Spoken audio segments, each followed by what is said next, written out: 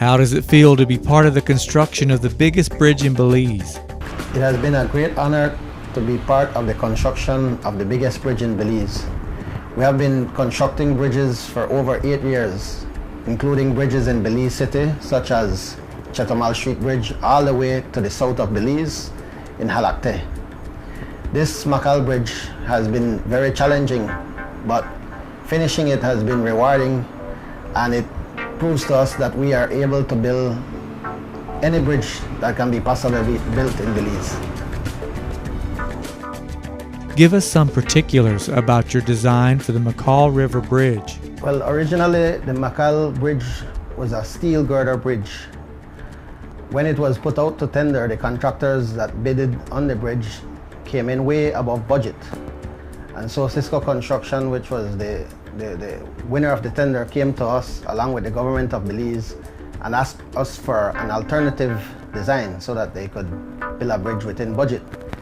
So we came up with a design for a pre-stressed concrete girder bridge, which saved the government of Belize about 30%.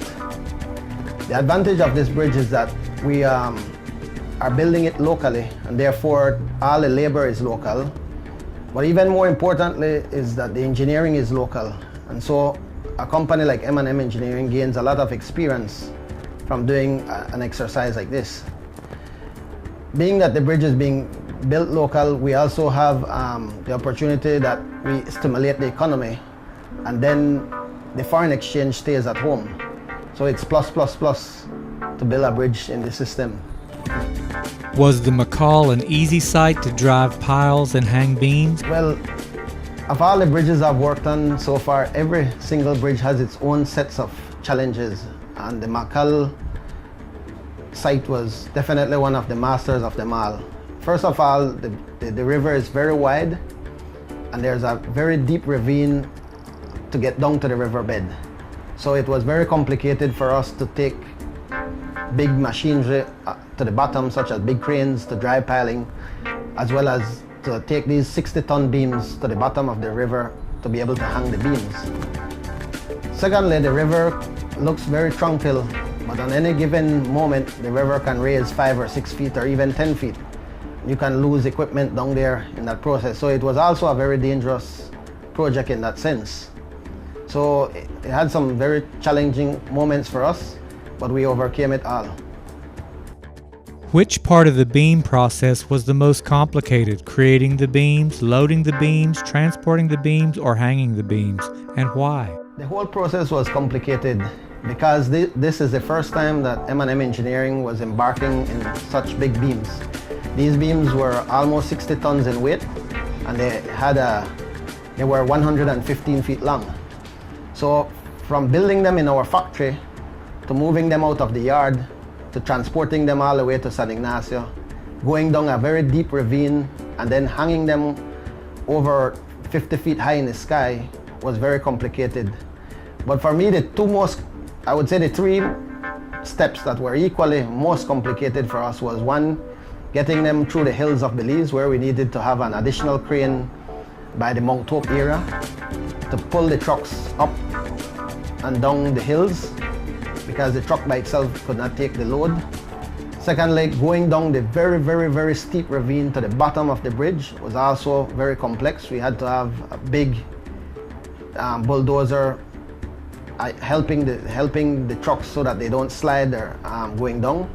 And then finally, the hanging of these extremely big beams required 2 crane operators with extremely good coordination, so that one crane didn't pull over the other crane and the beam would fall, or the crane would collapse. Besides bridges, what other types of construction does M&M do? M&M Engineering does warehouse buildings, office complex, commercial buildings, tilt-up wall buildings, seawalls, piers, and precast / pre-stressed tanks. We also make a whole host of products, which includes double T's, T-beams, septic tanks, pilings, and culverts. Tell us about your new TV show, To Build a Bridge. Very excited to have this show, To Build a Bridge, TV show in Belize.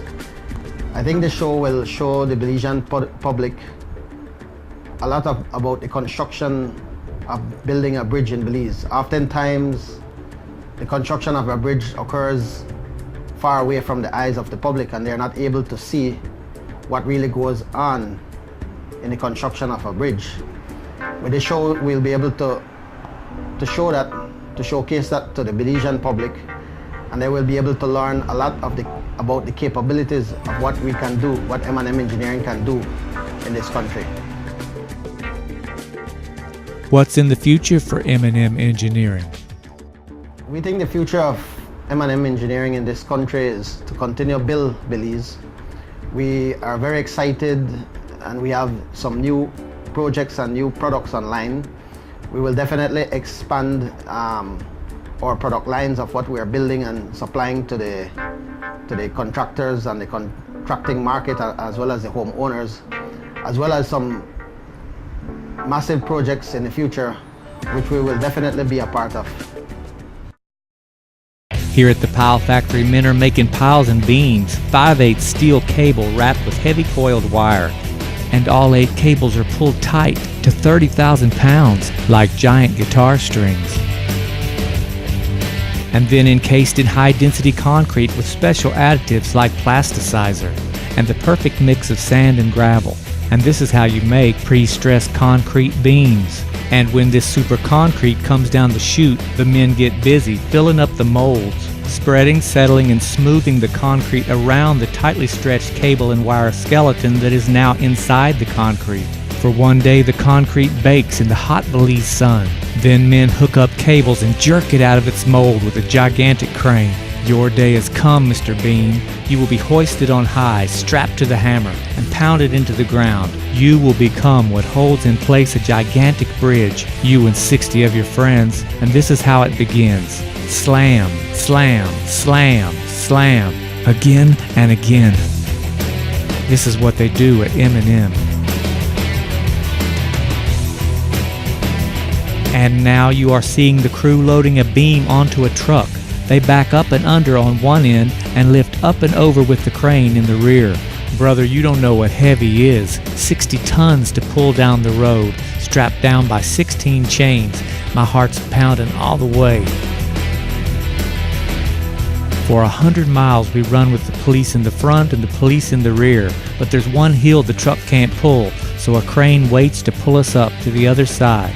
When you're 130 foot long, you need lots of space to turn, so you'll have to run over a lot of curbs and sidewalks and pray when the beam takes the lick.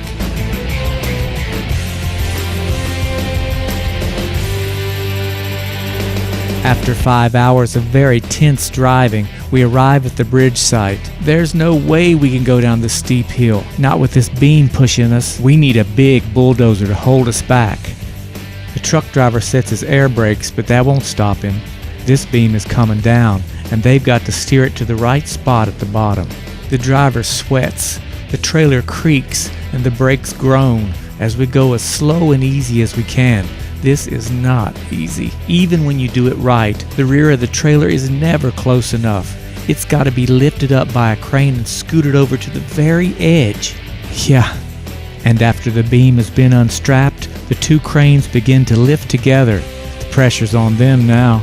There can be no distraction as this team concentrates on the job at hand, which is 60 tons of concrete, 60 feet in the air. This is serious business. Men working together to slay the dragon. No job more important than the other.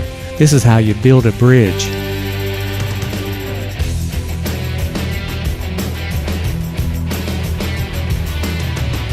There were 36 of these giant beams hung at the McCall. I remember every damn one of them. How could I forget? We were making history, building the biggest bridge in Belize. And you were there too.